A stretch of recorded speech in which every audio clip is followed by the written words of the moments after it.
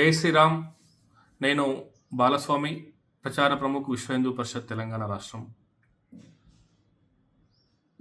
రెండో అయోధ్యగా, దక్షిణ అయోధ్యగా పేరుగాంచినటువంటి భద్రాద్రి రాములవారి భూములపై కొంతమంది కబ్జాదారులు కన్నువేయడం అనేది అత్యంత దారుణం.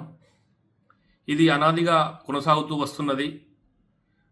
అయితే రోజురోజుకు ఈ కబ్జాదారులు ఎవరైతే ఉన్నారో రాజకీయ అండదండలు కావచ్చు, మరేదైనా బలం కావచ్చు, వాళ్ళ యొక్క ఆగడాలు అనేవి శృతిమించడం.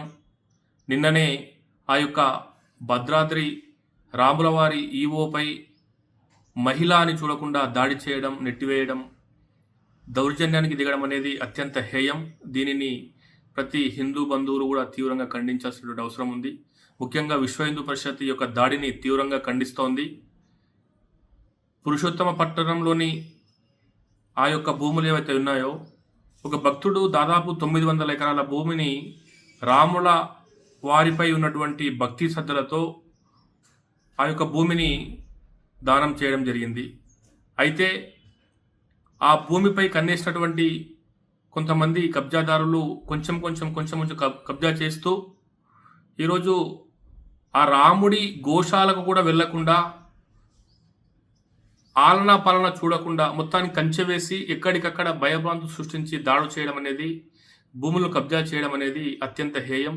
ఈ విషయంలో అటు ఆంధ్రప్రదేశ్ ప్రభుత్వము, ఇటు తెలంగాణ ప్రభుత్వము, రెండు ప్రభుత్వాలు స్పందించి చట్టబద్ధంగా దేవాలయం యొక్క భూములు ఏవైతే ఉన్నాయో సర్వే చేసి రికార్డు ప్రకారము నిజాం కంటే ముందు కూడా ఆంగ్లేయుల పరిపాలన సమయంలో కూడా ఈ యొక్క భూములు రాములవారివే.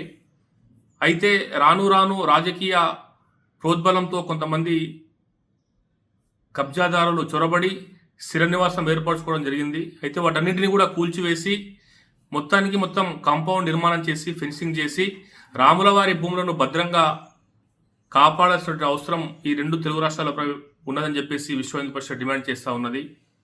అయితే దురదృష్టవశాత్తు రాష్ట్రము విడిపోయిన తర్వాత, తెలంగాణ ఆంధ్రప్రదేశ్ ఏర్పడిన తర్వాత భూములు మొత్తం కూడా ఆంధ్రప్రదేశ్కు వెళ్ళడము, రామాలయం మందిరం మాత్రం తెలంగాణలో మిగలడము, దీంతో చట్టబద్ధంగా పోలీసు యంత్రాంగము అటువైపు, రెవెన్యూ యంత్రాంగం అటువైపు ఉండడం వల్ల దీనిని కొద్దిగా ఇరకాటంలో చేసేటువంటి ప్రయత్నం జరుగుతూ ఉంది.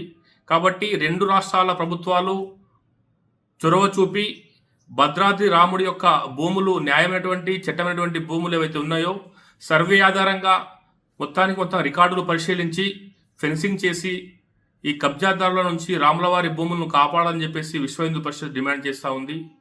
ఎట్టి పరిస్థితులలో ఎటువంటి రాజకీయ ఒత్తిళ్లు ఉన్నప్పటికీ అంగుళం భూమిని కూడా, భద్రాద్రి రాముడి యొక్క అంగుళం భూమిని కూడా వదులుకోవడానికి హిందూ సమాజం సిద్ధంగా లేదు. ముఖ్యంగా విశ్వ హిందూ పరిషత్ హెచ్చరిస్తూ ఉంది, ఈ యొక్క కబ్జాదారులు ఎవరైతే ఉన్నారో అంగుళం భూమి, ఇంచు భూమి కూడా దేవాలయం నుంచి లాక్కోవడానికి చూస్తే పరిణామాలు తీవ్రంగా ఉంటాయని చెప్పేసి హెచ్చరిస్తూ ఉన్నాము. ఈ యొక్క విషయంలో పోలీస్ యంత్రాంగము, రెవెన్యూ యంత్రాంగము, పాలకులు అందరూ కూడా స్పందించి న్యాయబద్ధంగా ఆ యొక్క రికార్డుల ఆధారంగా భూమిని ఫెన్సింగ్ చేసి రాముడికి భద్రంగా అప్పచెప్పాలని చెప్పేసి మేము డిమాండ్ చేస్తూ ఉన్నాము.